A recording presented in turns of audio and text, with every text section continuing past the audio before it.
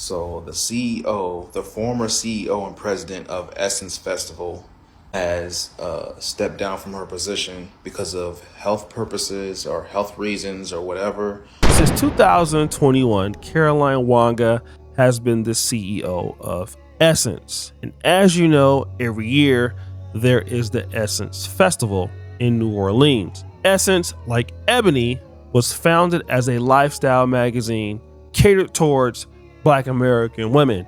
And Caroline Wanga coming into that legacy is a little bit different because Caroline Wanga is a Kenyan American. Now, this is not uncommon to see Africans in the same spaces that Black Americans founded. There are many. When I went to Howard University, there were many Africans that taught at the school that were even becoming presidents of HBCUs. This is not uncommon, and typically it goes unnoticed. Only time when there is an issue if some of these things that are created for Black Americans start to change.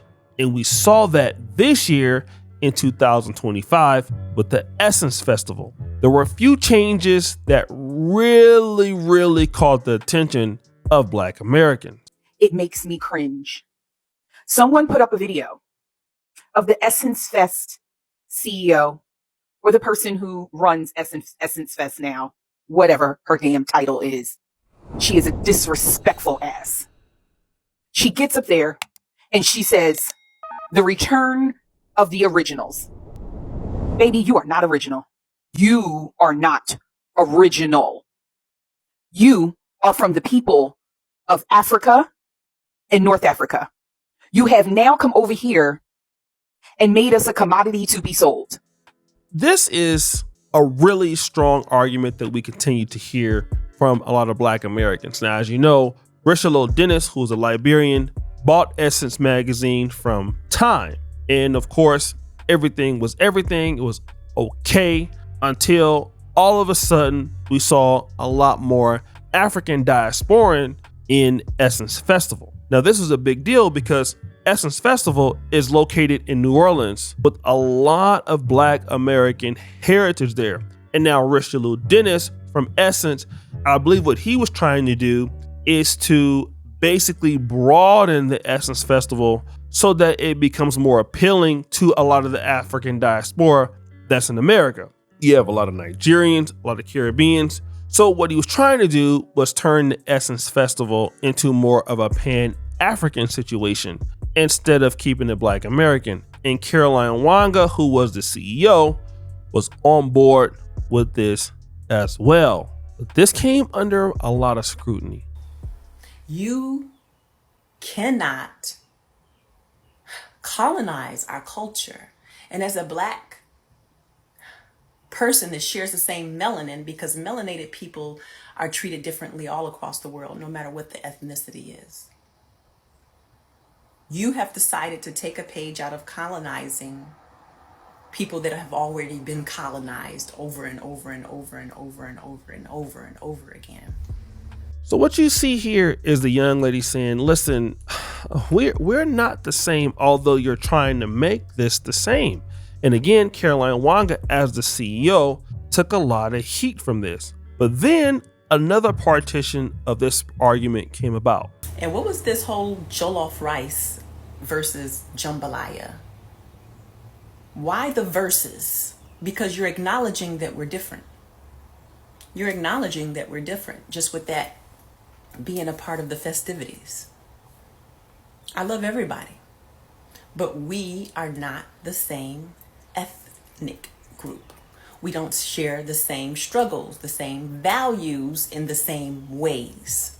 So then this whole idea of Jollof versus jambalaya, what's up with the versus? In one instance, you're saying that we should all celebrate Pan-Africanism. And this is something that Caroline was saying, listen, we all need to come together as one community. But now you're putting up foods that compete with one another. And that's really not the goal of the Essence Festival. The goal of Essence Festival is more or less about what Black Americans have achieved, especially Black women in Essence.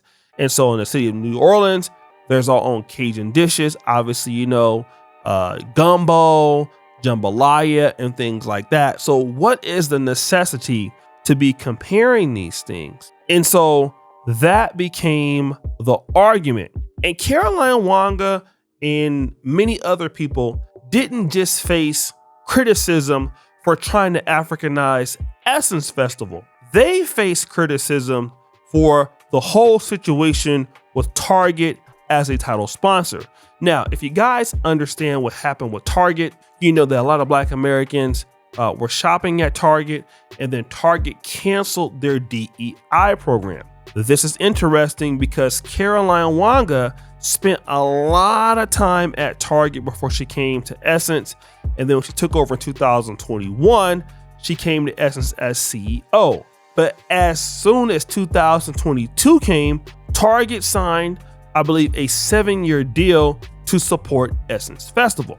Now, once Target canceled its DEI program, we all know what happened. Black Americans decided to boycott Target, and even Target CEO decided to step down, all right?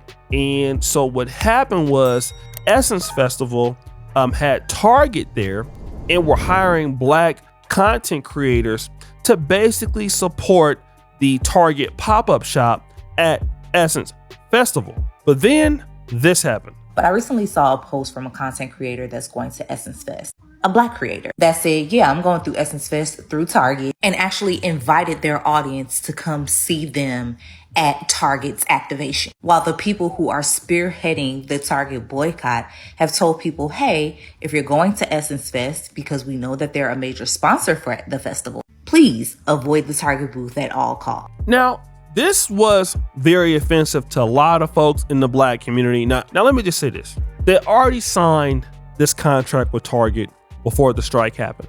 But because Target took a stance against DEI and canceling their program, many people felt that Essence, who basically is supposed to be a voice for the Black community, should have joined in with the struggle and then canceled the title sponsorship for Essence Festival. But then by doing that as a business, Essence Festival would have also lost a lot of money.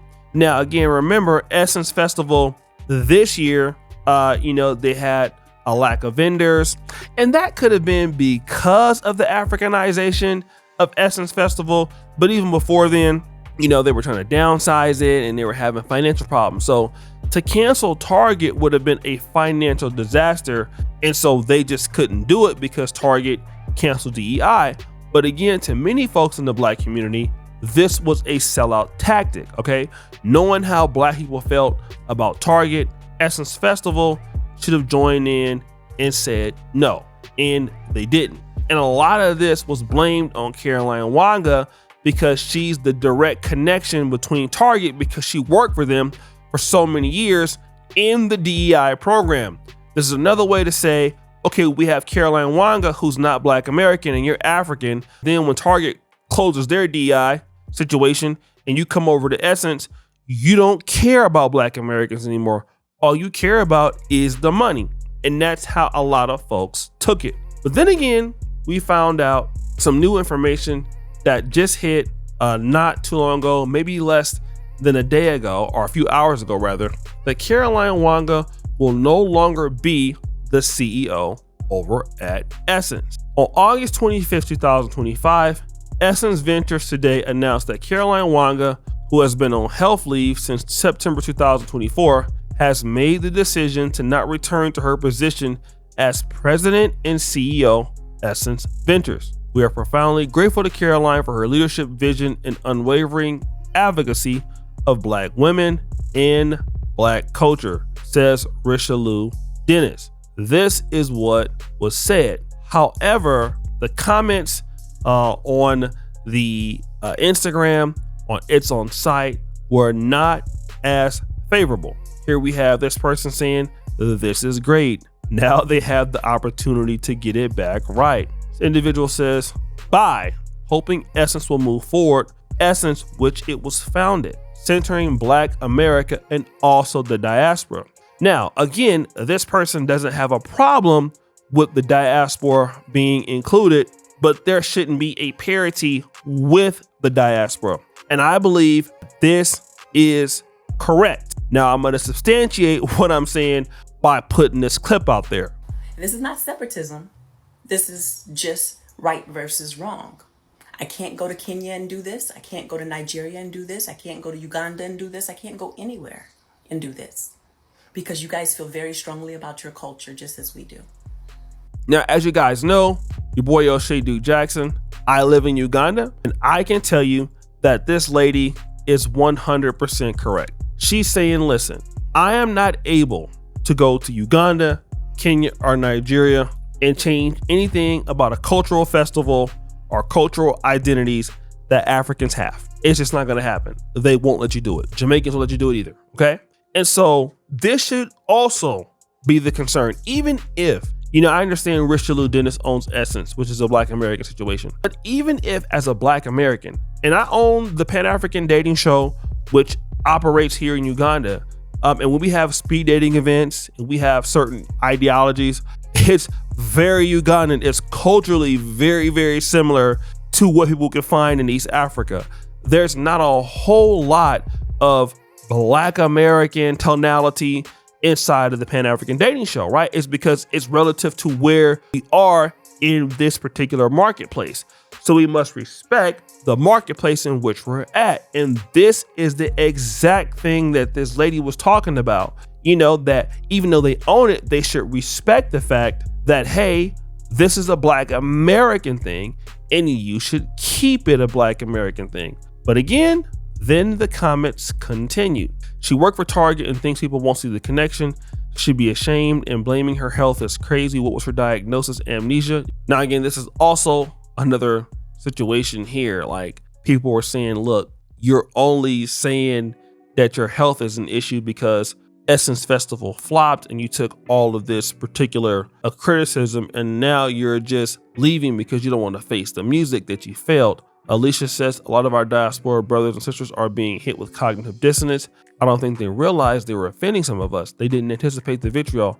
It's all love to me though. We can grow and learn to do better together. Lenny Lamore says, I'm reading this over again, but if she went and leave in the fall of last year, are we holding her responsible for time she wasn't there? Because 2024 and years before was a good time at Essence Festival. But of course, other people are holding her accountable. So Caroline thought she was finna Jollof her way into our ethnic group. You cannot merge your culture into the Black American culture or our ethnic group.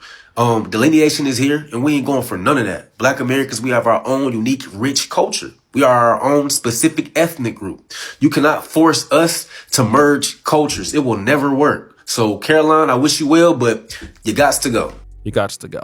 Now I want to give a shout out to my brother from the Security Tribe on TikTok. And again, I believe that, Caroline Wanga, with the fact that, it just, the Essence Festival just wasn't doing good. And again, she put up some cryptic posts that I thought were interesting. Let's look at this here, okay?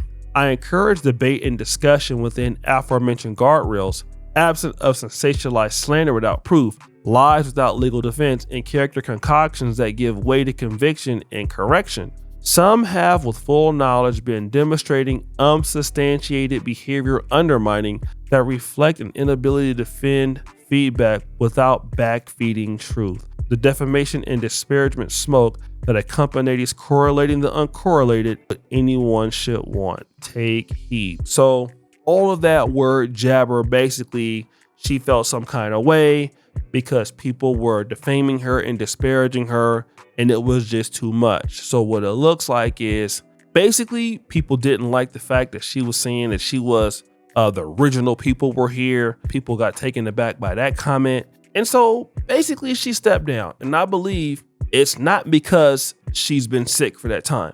It's because she couldn't really handle the smoke. I mean, she really made a mistake when she made that original people argument, and, people just really wasn't feeling that.